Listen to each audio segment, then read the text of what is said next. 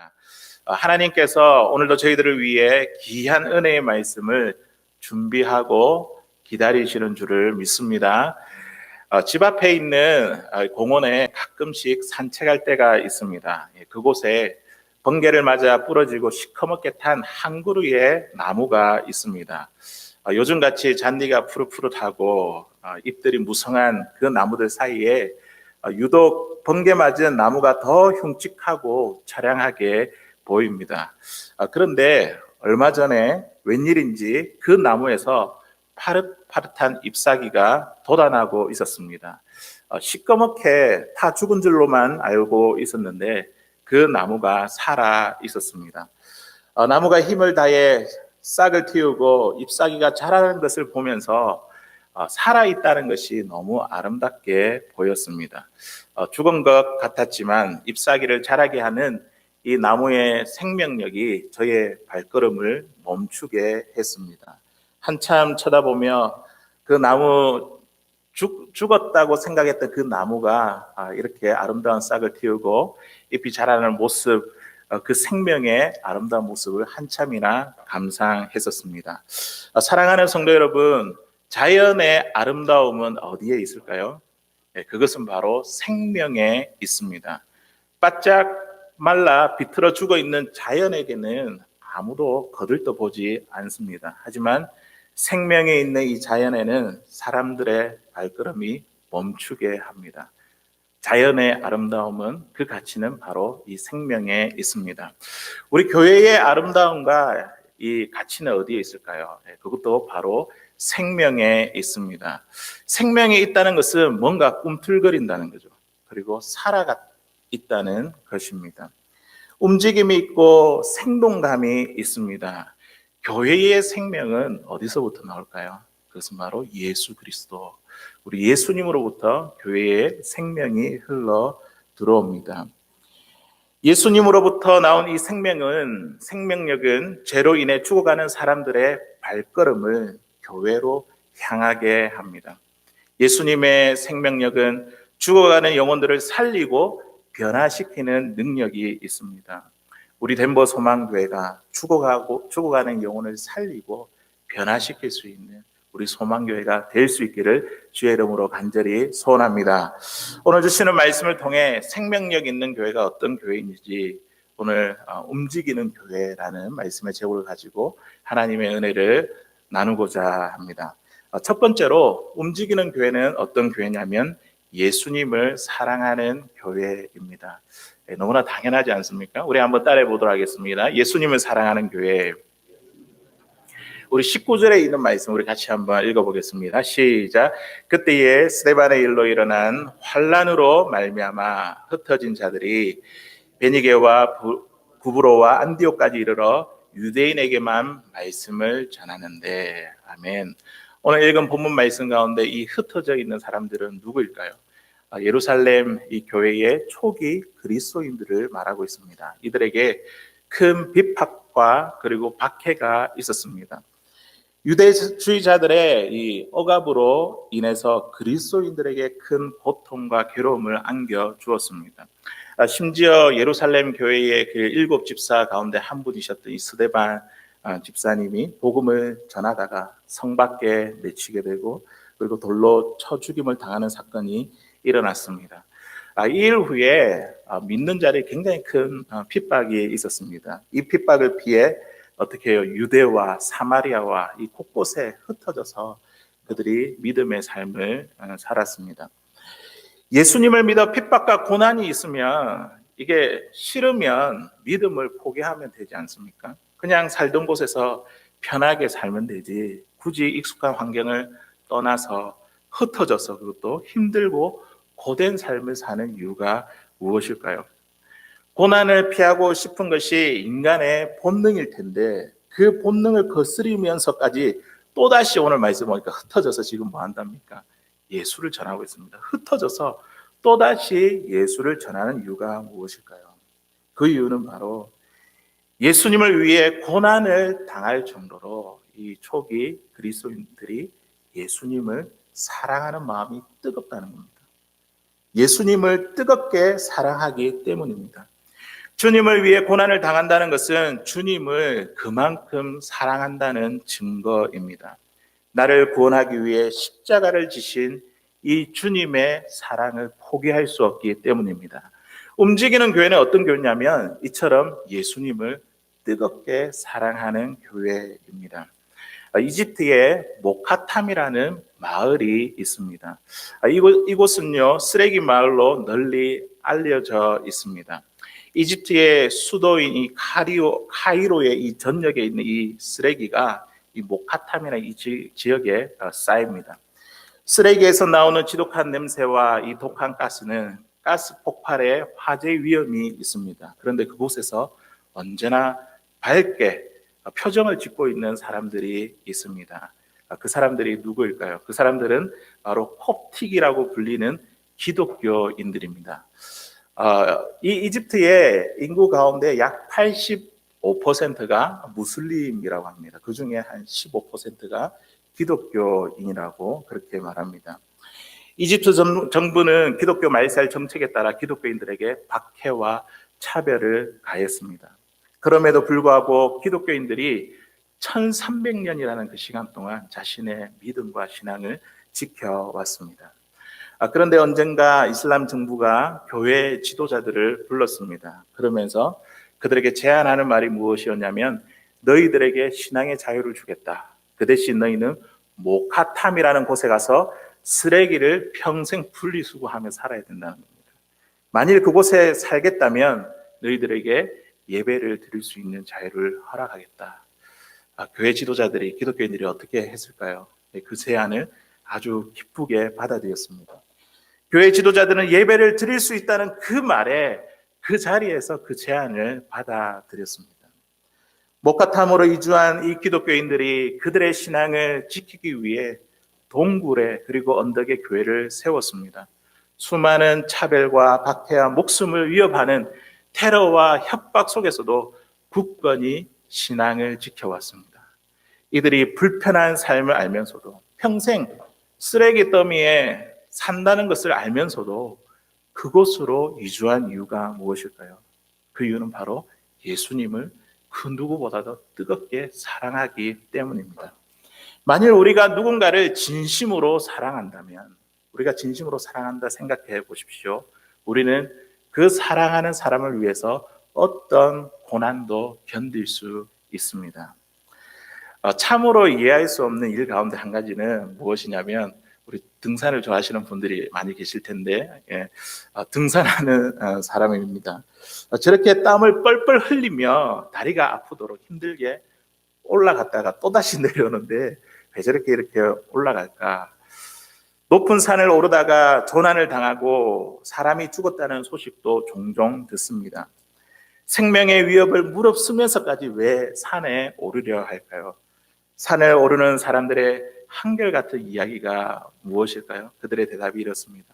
산을 너무나 좋아하고 사랑하기 때문입니다. 산을 오르면서 이루 말할 수 없는 고통을 느끼면서도 그 고통이 자신과 산을 이렇게 가깝게 만든다는 이야기였습니다.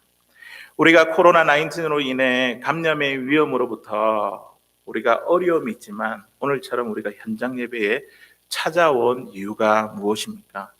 주일 같은 날에는 그냥 편하게 편한 옷 입고 편하게 쉬면서 재미있는 오락 프로를 보면 되는데 영상과 음성, 매끄럽지 아니하는 이 온라인 예배를 참여하려고 그렇게 힘쓰는 이유가 무엇입니까? 사람의 어려움을 피하고 안락함을 추구하는 것이 인간의 본성입니다. 하지만 감염의 두려움과 또 불편함을 뒤로하고 우리가 예배를 적극적으로 참여하는 그 이유는 단 한 가지죠. 예수님을 사랑하기 때문입니다. 예수님을 사랑한다는 이 이유 한 가지만으로 오늘은 우리가 이렇게 공간을 초월해서 우리가 함께 이 자리에 모여서 주님 앞에 예배하고 있는 것입니다. 움직이는 교회는 어떠한 교회입니까? 어떤 어려움이 와도 바로 예수님을 뜨겁게 사랑하는 교회. 그 교회가 바로 움직이는 교회입니다. 최근에 또다시 이 코로나19이 확산되는 추세 가운데 있습니다. 참 한국 교회가 좀 여러 가지 어려움 가운데 있습니다. 지금까지 대부분의 한국 교회들이 방역 지침을 잘 따라왔지 않습니까? 몇몇의 이 교회의 이 감염으로 인해 일어난 그 일을 마치 모든 교회가 다 그런 것처럼 교회를 감염의 주범으로 몰아가고 있습니다. 그래서 이제 한국 교회를 보니까 주일 예배 외에는 모든 모임, 이것이 중지 명령이 떨어졌습니다. 비말이 티니, 침이 티니 찬송도 부르지 말고 기도도 하지 말라고 합니다. 교회의 정부의 주제와 방침으로 인해 우리의 신앙이 위축되어 버리는 것은 아닙니까? 교회가 감염의 주범이라고 세상으로부터 이렇게 손가락질을 당하고 있으니 우리도 모르게 이렇게 신앙생활을 하는 게 두려움과 불안 가운데 있는 것은 아닙니까?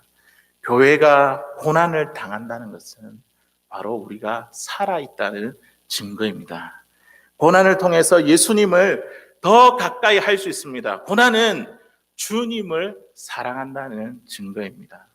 주님은 오늘 우리들에게 말씀하십니다. 우리 요한복음 16장 33절에 있는 말씀 우리 같이 한번 읽어보도록 하겠습니다. 시작. 이것을 너희에게 이르는 것은 너희로 내 안에서 평안을 누리게 하려 함이라. 세상에서는 너희가 환난을 당하라. 담대하라. 내가 세상을 이겼노라. 아멘. 사랑하는 성도 여러분, 세상의 모든 환난에 대해서 담대할 수 있는 저와 여러분들 되시길 바랍니다. 주님 안에서 평안함을 누리십시오. 우리 주님이 세상을 이기셨습니다. 주님이 모든 환난을 이기게 하십니다. 우리 움직이는 교회는 어떤 교회냐면 고난으로 인해서 주님을 더 뜨겁게 사랑하고 주님을 더 가까이 하는 우리 교회가 교회인 줄로 믿습니다. 이렇게 주님을 더 뜨겁게 사랑할 수 있는 사랑하는 저와 여러분들 다 될 수 있기를 주의 이름으로 간절히 소원합니다. 두 번째로 움직이는 교회는 어떠한 교회냐면 예수님을 전파하는 교회입니다. 우리 한번 따라해 보도록 하겠습니다. 예수님을 전파하는 교회.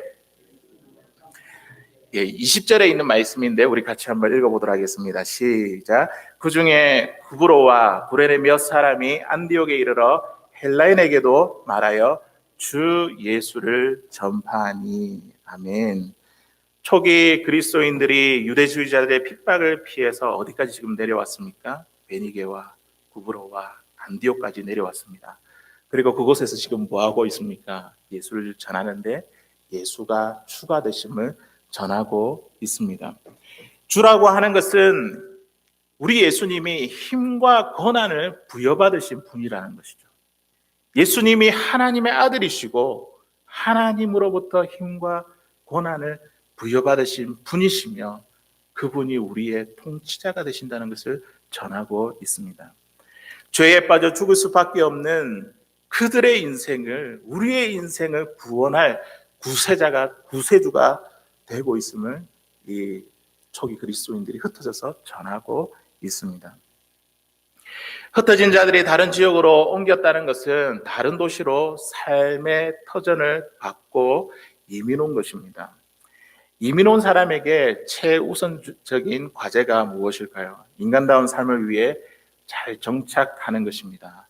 우리도 미국에 이민 왔지 않습니까? 처음에 이민 와서 제일 처음 우리가 한 일이 무엇입니까? 집을 구하고 또 일자리를 구하며 자녀들을 어떻게 교육시켜야 될지 이 정착하는 일이 먼저입니다.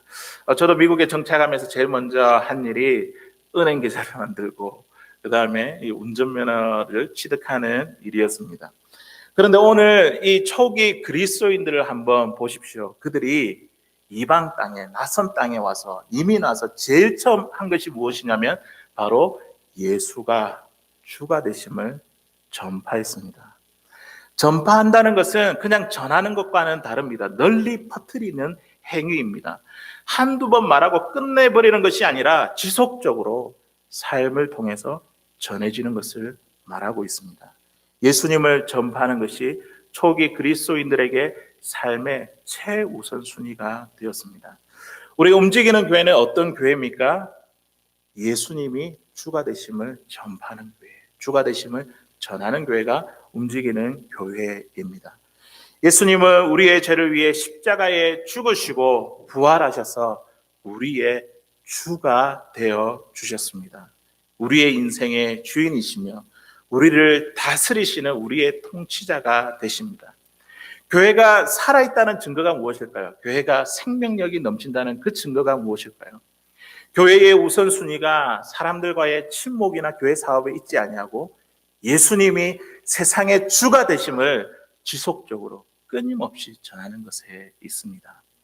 초기 그리스도인들이 베니게와 구브로와 안디옥에서 주님을 어떻게 전했을까요? 그들이 만나는 사람들에게 이렇게 말했을 것 같습니다. 우리 주님은 예루살렘에서, 우리 주님은 지금 안디옥에서도 나의 주가 되십니다.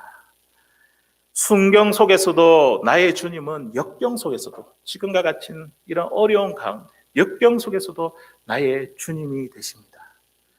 젊은 날의 나의 주님은 내 인생의 석양 속에서도 변함없이 나의 주가 되십니다. 그 신실하신 주님, 변함없으신 그 주님이, 나의 주님이 여러분의 주님이 되기를 원합니다. 그렇게 만나는 사람들에게 그렇게 전하지 않았을까요? 사랑하는 성도 여러분, 초기 그리스도인들의 주님이 저와 여러분의 주님이심을 믿습니다. 우리 주님은 신실하고 변함없으시며 어제와 오늘과 앞으로 동일하게 우리를 사랑하시는 주님이십니다. 우리는 내가 만나고 있는 이 주님을 주변 사람들에게 소개하고 전하고 있습니까? 한 번, 두 번이 아니라 지속적으로 오늘 전파했다 이렇게 하고 있는데 우리의 삶을 통해서 지속적으로 그 주님을 나타내고 있습니까? 주님을 전할 말이 무엇인지 몰라서 부끄럽고 어떤 말을 해야 될지 몰라 우리가 주저하고 있는 것은 아닙니까? 그런데 오늘 말씀해 보니까 놀라운 사실은 무엇이냐면 우리가 입술을 열어 전하기만 하면, 전파하기만 하면 그 뒤에는 누가 감당하시냐면 우리 주님께서 감당해 주십니다. 오늘 21절에 있는 말씀을 보니까요, 초기 그리스도인들이 예수님을 전파했더니 그 후에 어떤 일이 일어났습니까? 21절 말씀을 보니까 주의 손이 그들과 함께 하시매. 아멘. 입을 열어서 전하니까 나는 부족하고 아무것도 할 수 없는데 그냥 입을 열어서 내가 만난 주님을 이야기를 하니까 주의 손이 그들과 함께 하였습니다. 주의 손이 무엇입니까? 능력이지 않습니까? 그 능력이 그들과 함께 하셨습니다. 주님이 도와주시고 능력을 베풀어 주십니다. 주님의 손이 그들과 함께 하시니 어떤 결과가 나타났냐면 수많은 사람들이 예수님을 믿고 주께 돌아오게 되었습니다. 내가 복음을 전해도 들을 사람이 있는가? 믿을 사람이 있겠는가? 괜히 내 마음에 상처만 받는 것이 아닐까? 이렇게 어렵게 생각할지 모르겠습니다. 하지만 우리의 입술을 열어 우리가 내가 만난 주님을 이야기하기만 하면 주님께서 어떻게 해요? 주의 손이 우리와 함께 하십니다. 주의 능력이 우리와 함께 하십니다. 구원의 역사가 나타납니다. 그런데 부끄러워서 우리가 우리의 입술을 닫고 주님을 전하지 않냐면 우리는 주의 손을 경험할 수가 없습니다. 우리 디모데후서 4장 2절에 있는 말씀인데요. 우리 같이 한번 읽어보도록 하겠습니다. 시작. 너는 말씀을 전파하라. 때를 얻든지 못 얻든지 항상 힘쓰라. 범사에 오래 참음과 가르침으로 경책하며 경계하며 권하라. 아멘. 여기도 어떻게 말씀하고 있습니까? 너는 말씀을 전하라가 아니고 전파하라. 지속적으로 우리의 삶을 통해서 계속해서 보여주라는 것이죠. 때를 얻든지 못 얻든지 지속적으로 끊임없이 항상 전하라. 그렇게 말씀하고 있습니다. 움직이는 교회는 바로 살아계신 우리 주님을 전파하는 교회입니다. 예수님이 저와 여러분의 주님이 되심을 그렇게 고백하고 증거하는 교회입니다. 힘써 전파할 때에 주의 손이 우리와 함께 하심을 믿습니다. 힘써 전할 때에 주의 능력이 우리와 함께 하십니다. 우리 교회를 통해 수많은 사람들이 주께 돌아오는 구원의 역사가 나타날 것입니다. 배너라는 영화를 보셨습니까? 이 배너라는 영화를 보면 주인공 배너가 노예로 끌려갈 때에 예수님이 그에게 나타나 한 모금의 물을 건네주는 장면이 나옵니다. 배너는 자신이 노예로 끌려갈 때 자기에게 이렇게 한 모금의 물을 준 낯선 사람의 이 모습을 잊지 못했습니다. 노예선에서 이 노를 저으면서도 그 사람을 생각했습니다. 나에게 한 모금의 물을 주었던 그 낯선 사람. 베너는 그 사람을 만났던 순간 그의 마음속에 이상한 평안과 감동이 있었습니다. 베너는 그 사람에게서 얻은 은혜와 사랑을 잊지 못하는 세월을 보냈습니다. 이 영화의 클라이막스는 베너가 자기에게 물을 주었던 그 사람이 십자가에 못 박히는 장면을 목격하는 것입니다. 나를 위해 생명을 던져주신 분을 우리가 어찌 잊을 수 있겠습니까? 예수님이 참으로 나를 위해 죽은 것이 맞다면 우리는 왜 이 사실을 침묵하고 있습니까?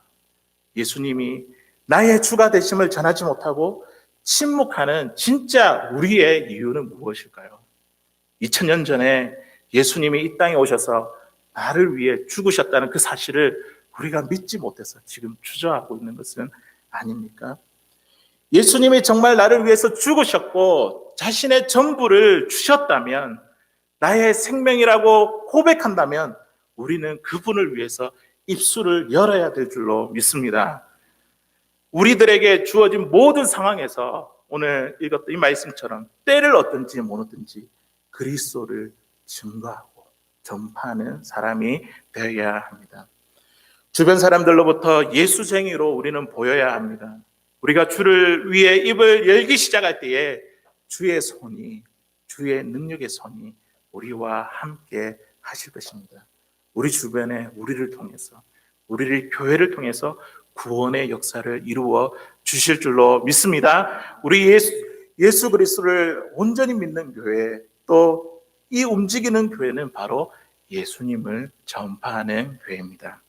이제 마지막으로 세 번째, 이 움직이는 교회는 어떤 교회냐면 칭찬받는 교회입니다. 우리 한번 따라해 보도록 하겠습니다. 칭찬받는 교회. 우리 26절에 있는 말씀 우리 같이 한번 읽어보도록 하겠습니다. 시작. 만남에 안디옥에 데리고 와서 둘이 교회에 1년간 모여 있어 큰 무리를 가르쳤고 제자들이 안디옥에서 비로소 그리스도인이라 일컬음을 받게 되었더라. 아멘. 우리 예수님을 믿는 사람들에게 있어서 가장 큰 칭찬이 무엇일까요? 그 사람 참 정직하다, 도덕적이다, 착하다, 온유하다, 사랑이 많다, 수많은 칭찬들이 있을 것입니다. 그 가운데서 가장 큰 칭찬은 무엇일까요?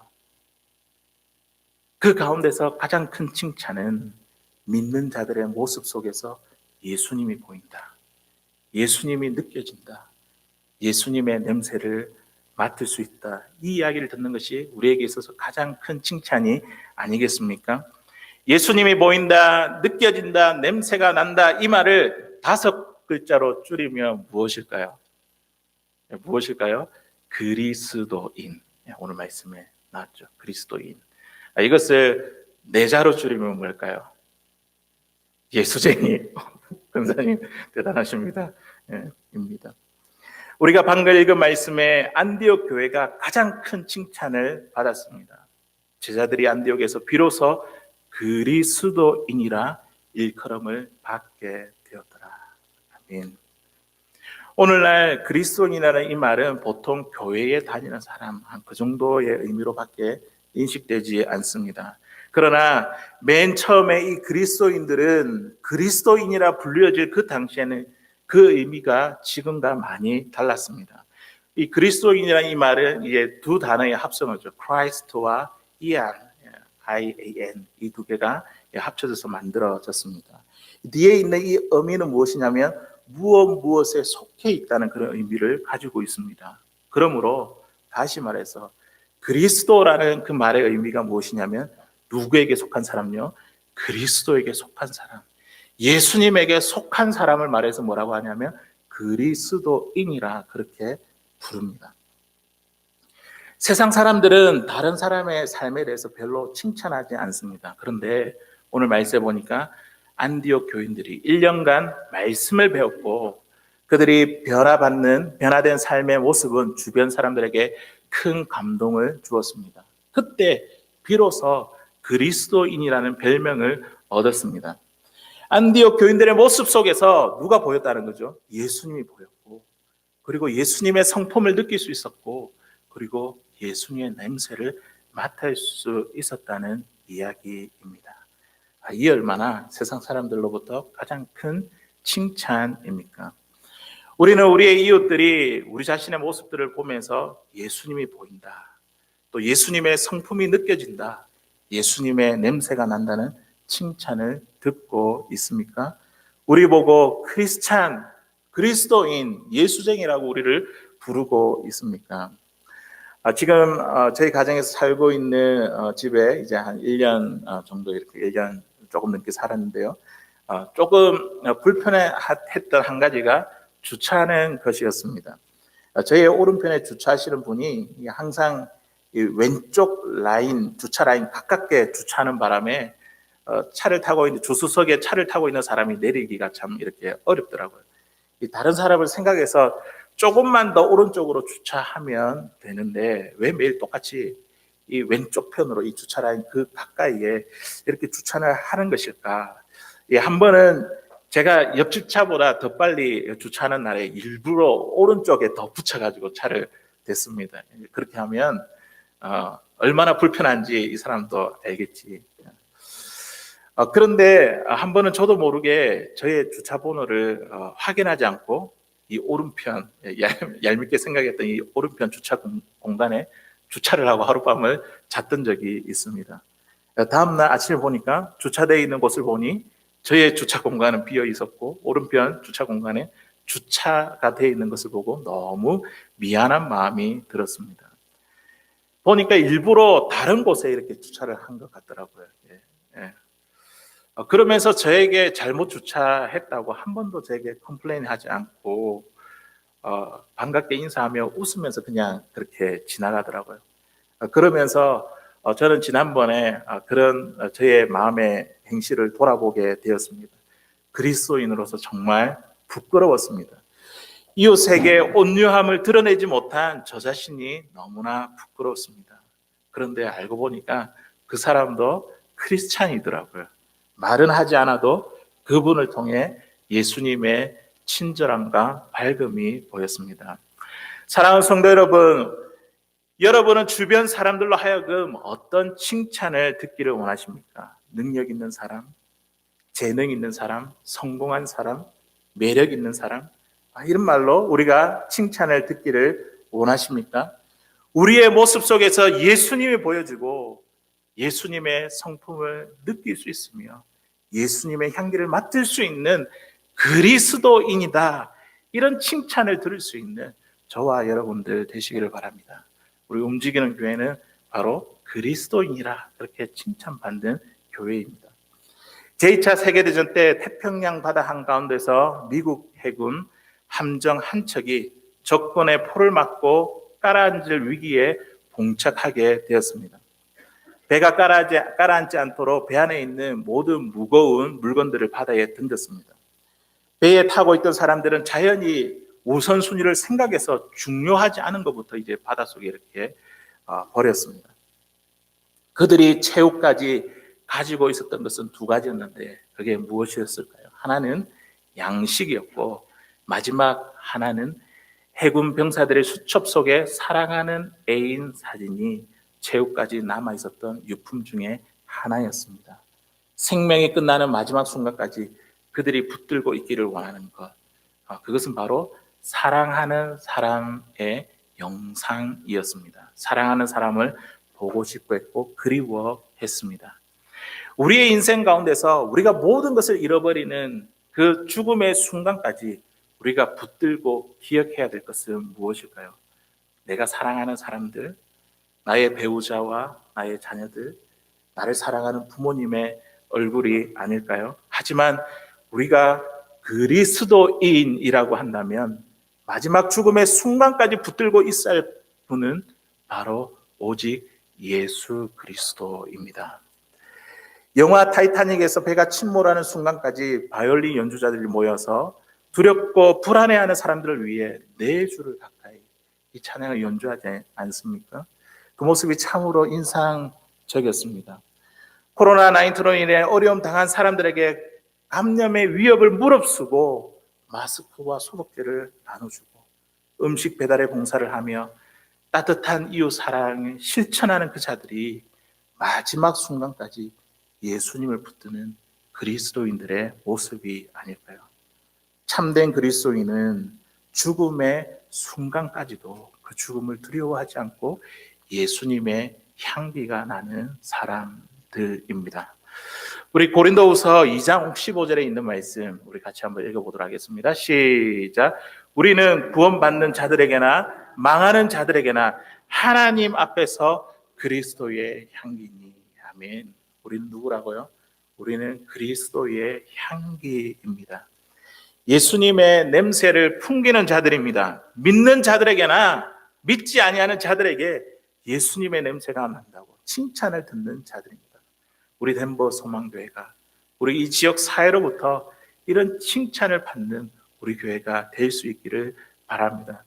우리 교회를 통해 예수님을 볼 수 있고 예수님의 성품을 느낄 수 있으며 예수님의 향기를 맡을 수 있다며 그렇게 칭찬받을 수 있는 우리 교회, 저와 여러분들 될 수 있기를 주의 이름으로 간절히 소원합니다. 이제 말씀을 맺겠습니다. 움직이는 교회, 생명력이 있는 교회, 살아있는 교회는 어떤 교회입니까? 예수님을 사랑하는 교회, 또 어떤 교회요? 예수님을 전파하는 교회, 또 예수님이 보인다며 칭찬받는 교회입니다. 우리 덴버 소망교회, 살아있는 교회, 생명력 있는 교회, 움직이는 우리 교회가 될 수 있기를 주의 이름으로 간절히 축원합니다.